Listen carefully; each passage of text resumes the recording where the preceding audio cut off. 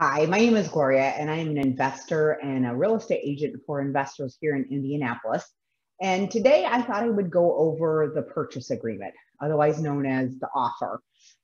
This is something that I like to go through with all of my investors the first time they do it, just so that you have a basic understanding of what the purchase agreement says, how it protects you. Now, I am a licensed realtor with the state of Indiana. I always use Indiana Association of Realtors forms. And I think this is really good because it protects you as a buyer. These forms have been gone over thousands of times by lawyers, and it's the best way that really represents both the buyer and the seller and make sure that anything that has possibly come up in past lawsuits, that sort of thing, is being gone over with. So yes, there are other forms out there. Only licensed realtors can use this Indiana Association of Realtors forms.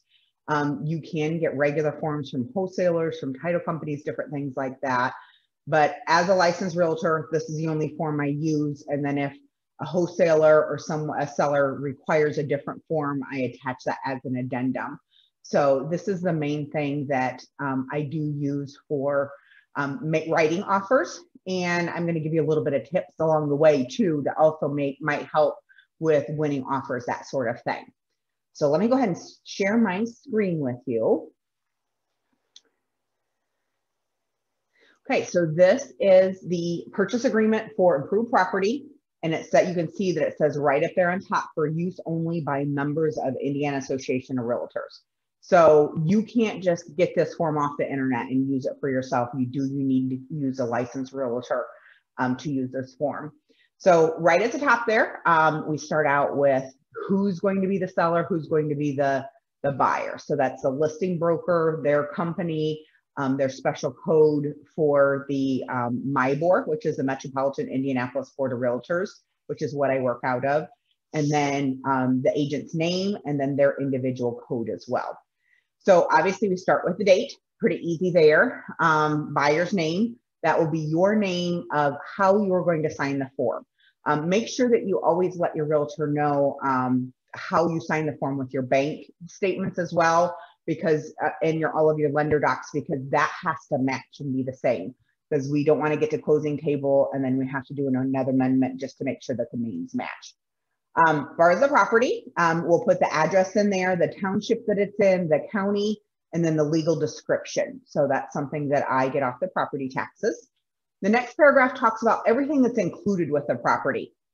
So basically anything that's attached to the walls does convey with the property. For instance, curtain rods and curtains and like bookshelves that are attached to the wall. Ceiling fans, anything that's fixed to the property does convey with the property. Like for instance, one thing that's odd is the TV stand.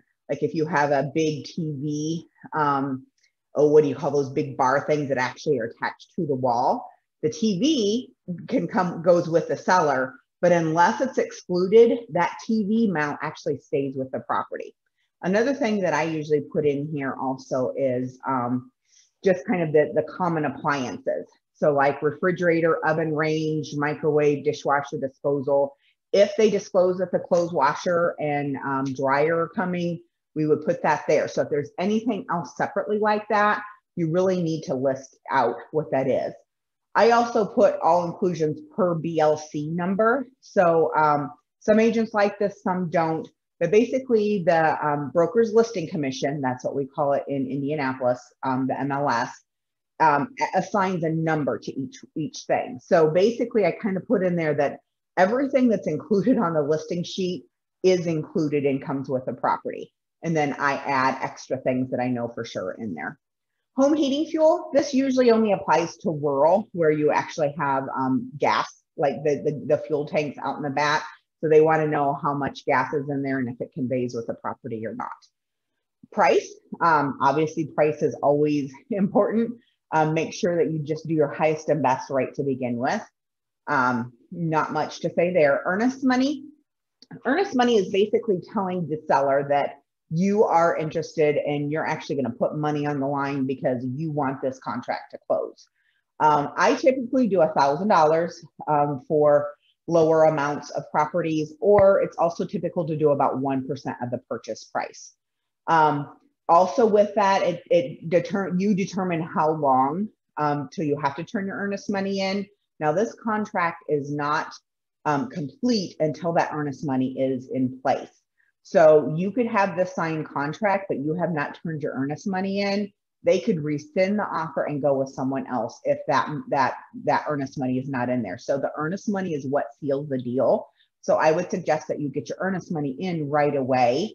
I usually do 3 business days just because my out-of-state investors, it gives them time to get to the bank, get it wired, get everything that they need to do. And we'll talk about that a little bit later. So again, the earnest money is what seals the deal, to try to get that in as soon as possible.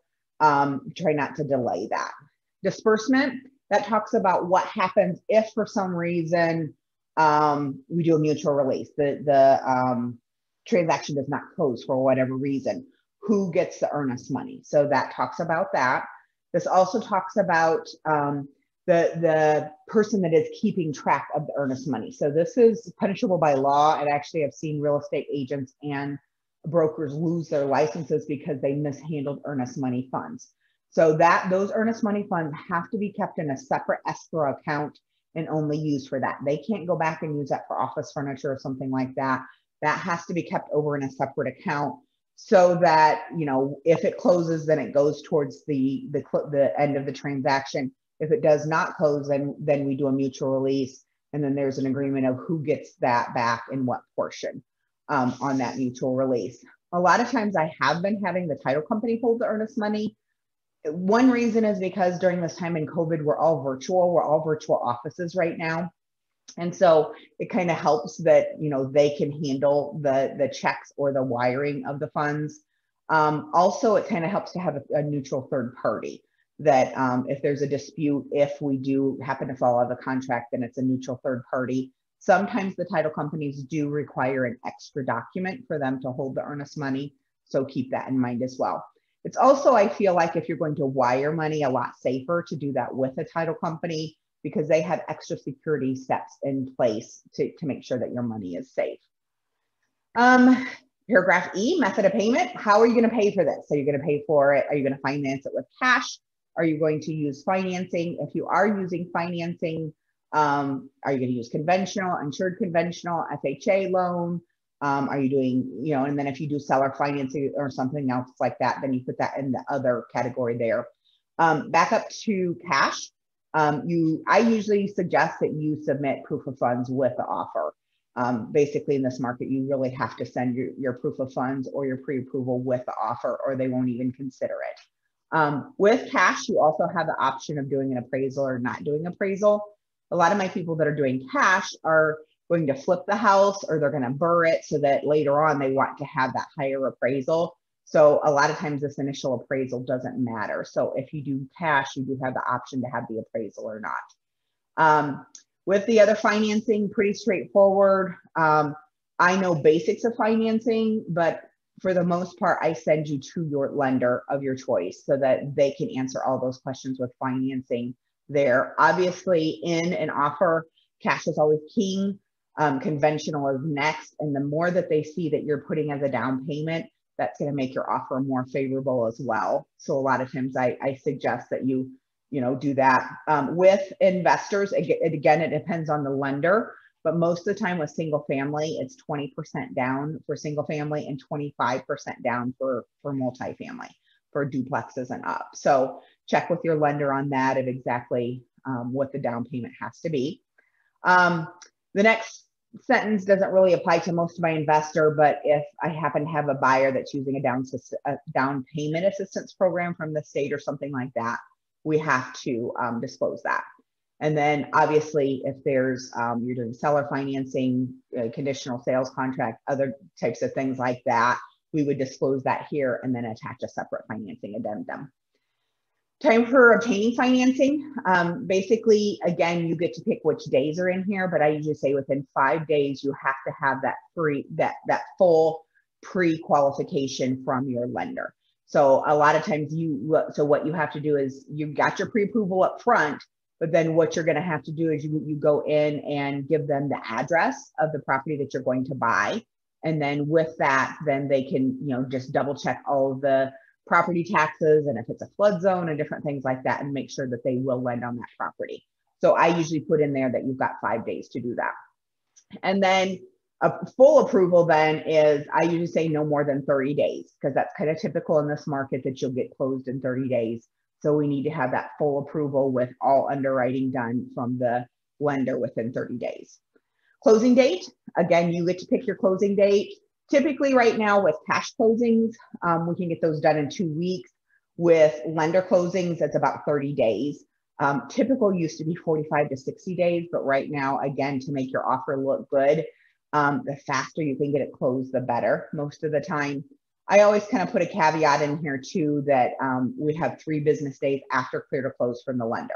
So basically, once the lender gives you clear to close, if you're doing financing, they have to give you a closing disclosure. And this is a federal law that you have to have that closing disclosure in your hands for 3 full days before you can close, just to make sure you don't want to change your mind or if there's any mistakes on that or whatever. So that just kind of gives us an extra buffer of that 3 days clear to close from the lender. Settlement fee, this is what the title company charges to actually do the closing. It's up to you if you want to go ahead and pay for the settlement fee just to make your offer look better. You can have the buyer pay for that, or you can share that equally. Typically in Indiana right now, we're about $400, $400 to $600, I would say, on settlement fee. So that's about what that's going to cost. Contingency, is this contingent on you closing another house somewhere or another transaction or not? Good funds and wire fraud. This speaks more about wiring, and wire fraud is very real. And in the real estate world, the bad guys out there see that there's lots of money, being passing hands, and they want to get their money on that. So you always need to make sure that when you're doing wiring, that you just make sure that you double check exactly what those wiring instructions are. A lot of times with title companies, especially with larger amounts of money, they will have a second security measure where you have to call in, you have to log in, put in a security password, something like that, just to make sure that the wiring instructions are correct and the bad guys aren't going to be able to go and get your money and put it in an offshore account. And you never see that again. So just always make sure you're very, very careful with wiring instructions and getting it directly from the person that you are wiring the funds to. Anything that's under 10,000 technically can be used with a cashier's check. Anything over 10,000 has to be wired. And again, most of the time I'm working with out-of-state investors, so all funds I just have wired. Typically, and I've actually had it done where I've gone to my bank and I've had funds wired and they hit the title company within an hour and a half. But most of the time we want to plan on at least 24 hours. Because basically what happens is that money actually has to go up to the feds. They have to kind of scrub it, make sure that it's not, being used for money laundering or drug abuse or whatever. And they always have to check to make sure that it's legitimate. So you never know how long that process is going to take. And it depends like how many they have that they have to go through. But usually that's why I say 24 hours, just to make sure that it has time to get up to the feds and then back down to the title company. So that's just a really good practice with that. Possession, typically you're going to do possession the day of closing. Again, in this market, if you have a seller that's on an owner, a homeowner that's on the other side, they may need some extra time to move out or to buy their house. This is a good option for you as investors, that you can actually let them have possession longer, a week or 2 weeks. Anything much more than that, then I would go ahead and offer them a rent back program. So you could actually go ahead and close on the property. It is yours, and then just have them rent from you at fair market value until they can get into their next house. And then once they're moved out, then you can go ahead and get it cleaned up and painted and put back on the market for your tenant, or flip it, whatever else you're going to do with it. Number 2, maintenance of the property. The seller does need to maintain the seller does need to maintain the property in the present condition it is until possession is delivered to the buyer. So basically, when you do that initial walkthrough, or you have your agent do that video walkthrough, that's a condition that you're agreeing to on the purchase agreement, and the seller has to keep it in that condition until closing. They also, it says here in bold that they need to remove all debris in personal property not included in the sale unless you have made some form, another form of agreement with that. Casualty loss, this talks more about like acts of God. So like for instance, so basically until the day of closing, even when we have this purchase agreement in place, until the day of closing, it is in possession by the seller. So the seller is responsible for anything that happens until to the property up until the day of closing. So for instance, if a tree blew over and damaged the garage the day before closing, the seller is responsible for that. He is the one that has to submit that to his insurance. And then, and at that time, you have the option that you can wait until the insurance goes through and that gets taken care of, and then just delay the closing, or you can also get out of the transaction with that. So basically, anything that happens before closing, seller's responsible for. If the property is damaged through no fault of the seller at all, they have the chance to file a claim with their insurance, and you can delay the closing until that happens, or you can walk away from the deal at that time if it's too much damage. Utilities, municipal services, they just have to maintain all utilities up until the day of closing. And then always make sure that you get those utilities changed over to your name. This is one service that I and my team do, is we always make sure that you know the names of your utility companies and what trash companies and things like that that you're using. And we give you all the information to make sure that you get that changed over to your name before closing. If you're using a property manager, we'll coordinate with them just to make sure that there's no lack of service in there, so it doesn't cause problems to your plumbing or your water heater or things like that. So that is a service that we at Gear Group do provide. Survey, this is kind of case by case. Most of the time in the city, it is very clearly marked where the boundary lines are. You would want to get a survey if you're in a rural area that you're not quite exactly sure where it is, or if it looks like a neighbor's fence is encroaching on your property. There might be a garage that's right on the edge and you need to know where your boundaries are. So a typical survey right now costs about $175, and this is where they go out and they just like find the pins in the corners of the property.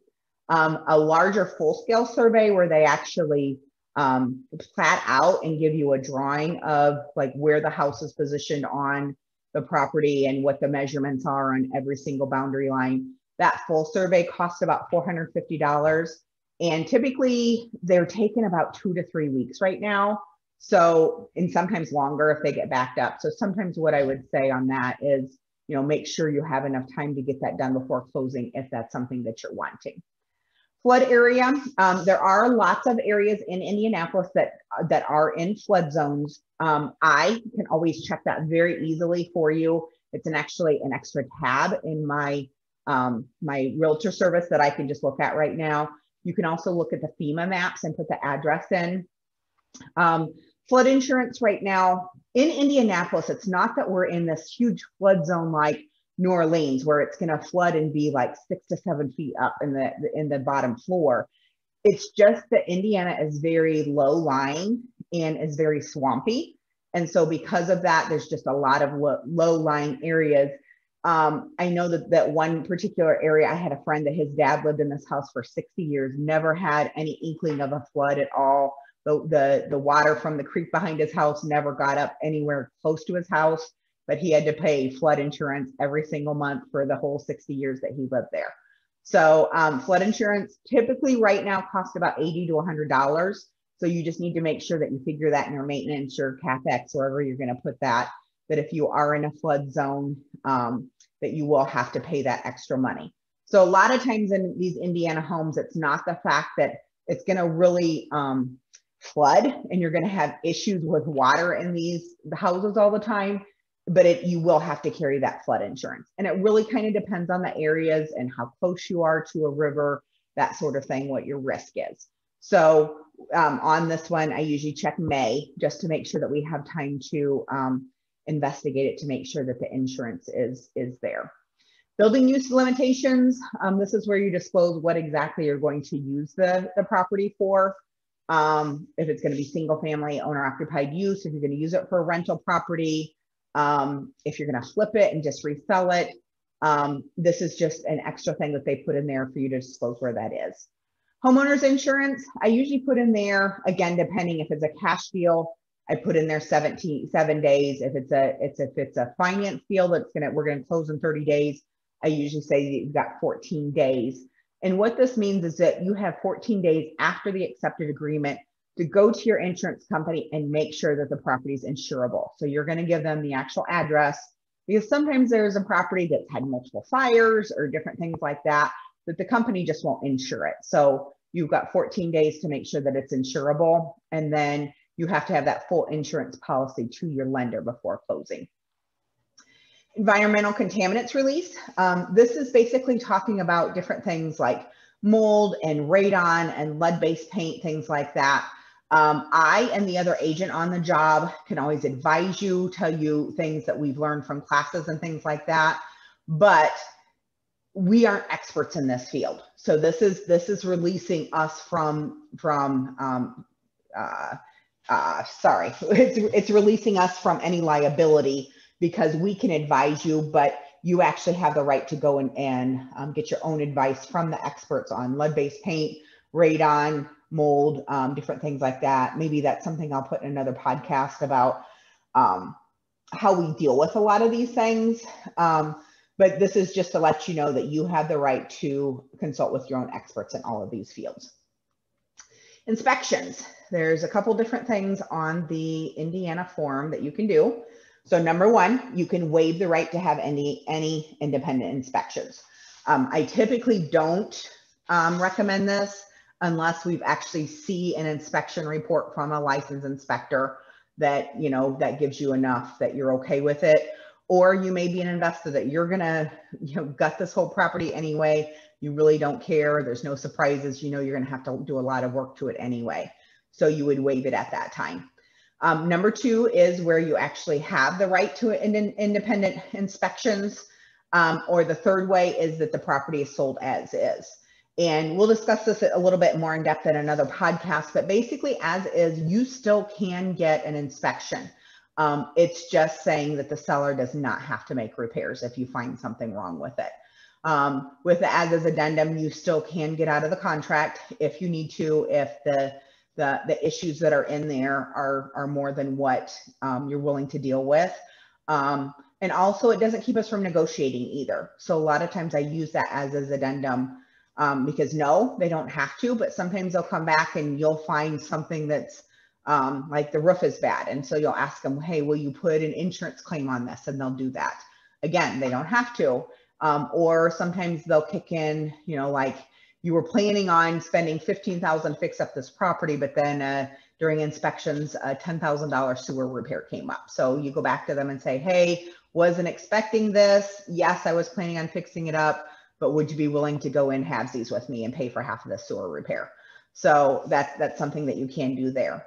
If you do the regular inspection under here, this is where all of this comes into play. Typically I say 14 days just to give us time to get the inspector out there. The scope of the inspection just kind of goes through what they're limited to. So with inspectors, again, there's lots of classes out there for what inspectors do, but basically they only see what's latently obvious to them. I mean, they have special training that they go into. If they notice something like a possibility of asbestos or a possibility of lead-based paint, then they can advise you that you need further testing on those types of things. And then that's where letter C comes into play of if you find one of those things and you need to send something out to a lab, then you have those extra days to do that. An inspection response is required of some sort. So you actually have to respond back to them that you're going to accept the property in the condition that it's in, that you would like these things repaired, or that in lieu of repairs, you would like a price reduction or a check written to the contract or something of that effect. If a defect is found, and you'll see the defect in letter G, under Indiana law, defect is a condition that would have a significant adverse effect on the value of the property, significantly impair the health or safety of future occupants, or that if not repaired, removed, or replaced would significantly shorten or adversely affect the normal life of the premises. So this is what, according to Indiana law, according to the purchase agreement, what a defect is. So basically you can't go in there because you don't like the paint color and say, hey, I don't like the paint color in this house, I want to get out of the deal. It actually has to be a major defect. And then once you find that defect, then going back to letter E, you have to provide the inspection report to the seller and give them the opportunity to remedy the defect. And then if the seller is unwilling or unable to remedy the defect before a reasonable time before closing or something that you've agreed to, then you are allowed to terminate the agreement because of that. So the inspection contingency is that you have that contingency to get the house inspected, but it has to be something major. And a lot of times I don't like working with investors that are like, oh, I just changed my mind, I want to get out of this deal, get me out of the deal. Let's use the inspection contingency. Really, you need to follow the letter of the law of this has to be something that's significant that would use that. And then again, you hold harmless all brokers and their companies because again, it's your responsibility to consult with your own inspectors.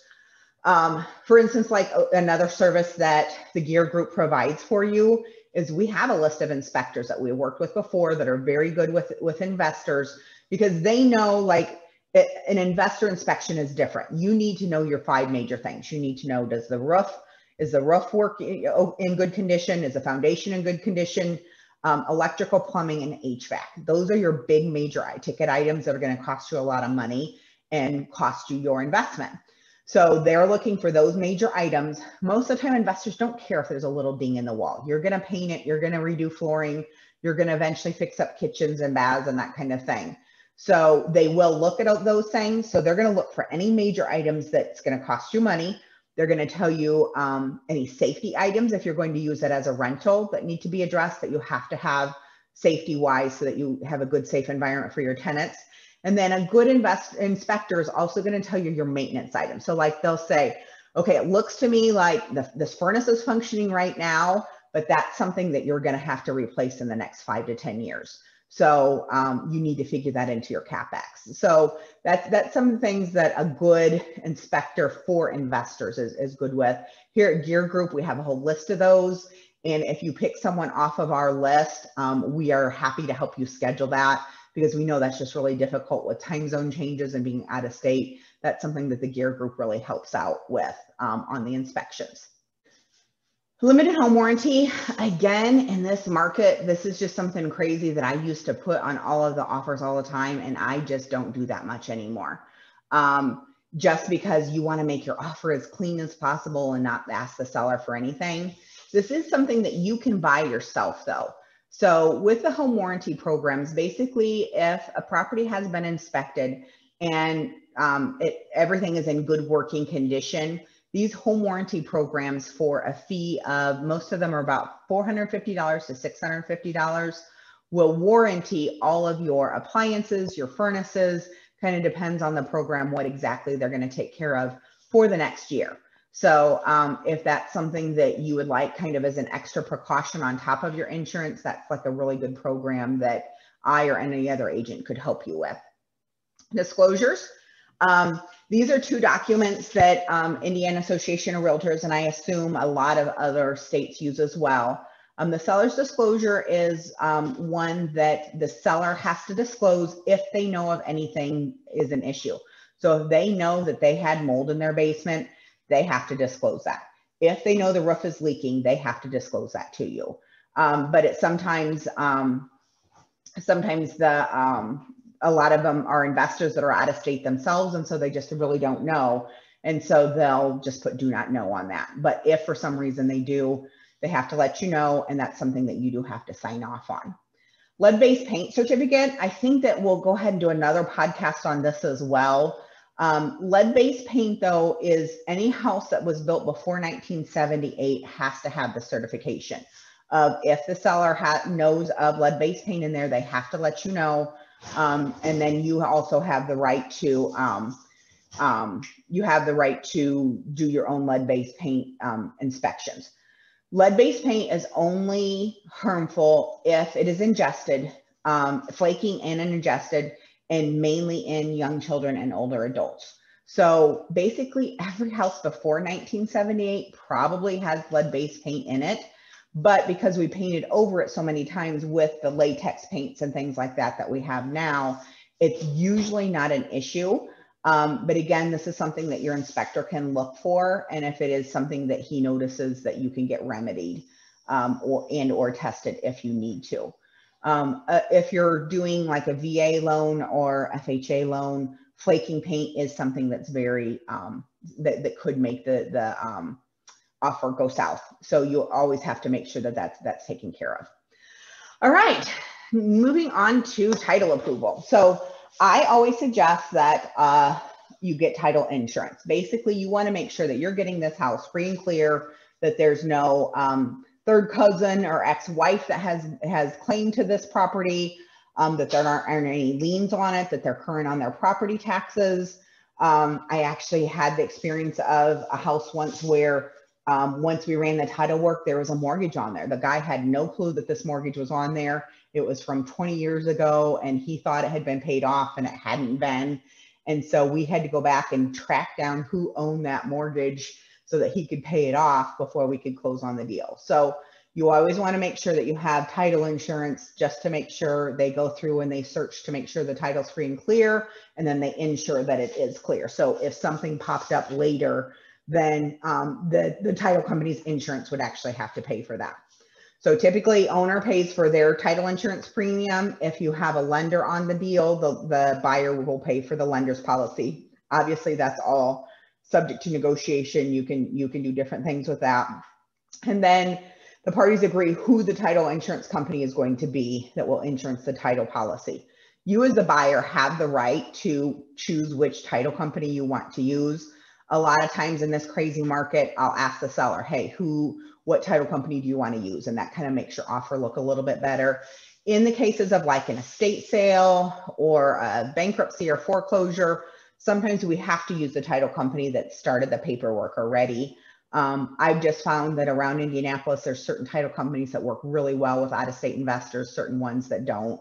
So I always try to push for those if I have an out-of-state investor that I'm going to be working with. Taxes, this is something that's fun in Indiana. Taxes are a little bit strange in Indiana. We pay for them a year in arrears. So basically we pay our property taxes every May and November, but when we paid them in May of 2020, we actually were paying for 2019 taxes. So when they come due, so what year is this? This is 2020, we already paid our May taxes. So the next taxes will be November of 2021. But we actually will be paying the property taxes for July to December of 2020. So I know that's a little bit odd, but basically what happens then is at the closing table, then the seller is the one that was responsible for all of 2020 and then all of 2021 until closing date. So what the seller will do is give you a credit of those property taxes so that when they come due in November, then you have those in escrow ready to pay. If you are using a lender, then that also works, that the lender actually will keep your taxes for you in escrow and pay them when they're due. Another thing quickly about taxes, and we can discuss this in another podcast as well. In the state of Indiana, it is a state law that homeowners pay 1% on property taxes, landlords pay 2%, and then commercial, so that would be 5 units and more, pay 3%.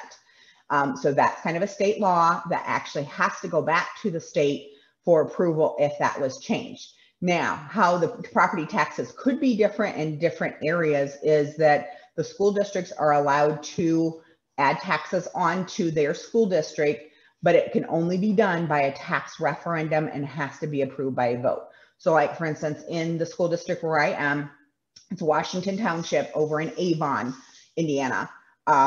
They had a tax referendum on the ballot for 8 years in a row and it didn't get passed. It finally did get passed a couple of years ago, and our taxes went up like 0.008%.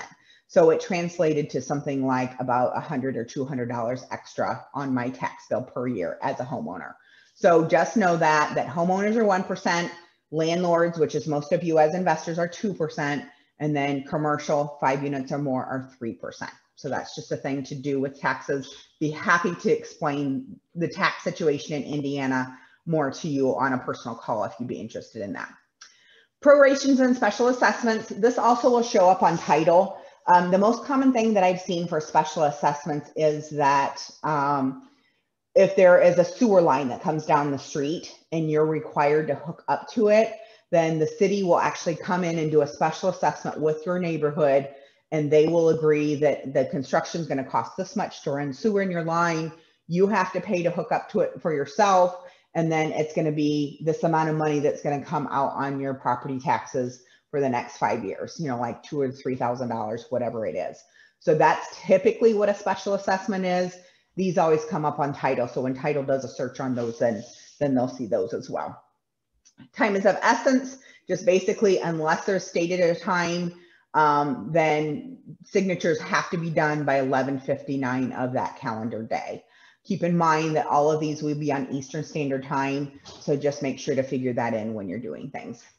Homeowners Association, I always put in, we have at least 5 days to check to see if there is a homeowners association and if they have any restrictions. The only restrictions I've had for those of you that are renters or landlords and buy and hold people is that sometimes some HOAs have a restriction on how many rentals they allow in the neighborhood. Sometimes they cap at like 10%, 20%. Some don't allow rentals at all. And they might have different restrictions of what you want to do with the property that you can't do. So I always build in here that you've got 5 days to be able to get those CCRs, covenants, codes, and restrictions, and then just see if there's something in there that you don't like, then we can get you out of the deal because of that. Attorney's fees, basically if the deal falls apart somehow and we actually have to go to court, we can't do it through mediation, then whoever loses the transaction has to pay for the attorney's fees of the others. Additional provisions, I'm not going to go through these one by one. I had a mentor when I first started in real estate that told me that these additional provisions are basically put in there by a lawyer because at some point someone got sued over these. So they just have to put all these in. But basically it's saying if it's your responsibility to check to see if this used to be a meth lab. You can check the sex offenders list and registry in your neighborhood by going to this website. It's up to you to figure out if you can drill for oil in your backyard, different things like that. Foreign person, for those of you that are international, it's pretty easy to buy in the United States, but there are lots of tax obligations if you go to sell it. So that's something that you need to make sure that you check out if you're planning on flipping property. That's something that you really need to work on. And then at the bottom, it's basically you have to disclose if you have a real estate license. Further conditions, a lot of times I put extra things in here to help, like do an appraisal gap, to talk about as-is inspections. You also could put in here if it already has a tenant in place to make sure that you're getting the prorated rents and security deposits and list of all the rent rolls and payment history, that sort of thing. This is what we put more in further conditions here. Again, consult your advisors. Yes, the other agents and I have a lot of training, but anything as far as structural engineer, environmental engineers, you have the right to consult with your own advisors at all times. Limited agency, that's basically if I was on the sell and the buy side both, I would have to disclose that to you. And also sometimes if it's someone else in my office, I have to disclose that to you so that there's just not an issue of making deals under the table without letting you know, without saying something's in writing. We just always have to disclose that. Expiration of the offer, and then your signatures at the bottom. So that's the purchase agreement. So thanks for sticking with me for this little bit of training about this. Hopefully you gained some information. Again, my name is Gloria. I'm with Gear Real Estate Group with Red Ridge Real Estate. My phone number, if you have any more questions, is 317-750-4998, or you can email me at gloria@gearregroup.com. That's GLORIA @GEARREGroup.com. Thanks so much and have a great day.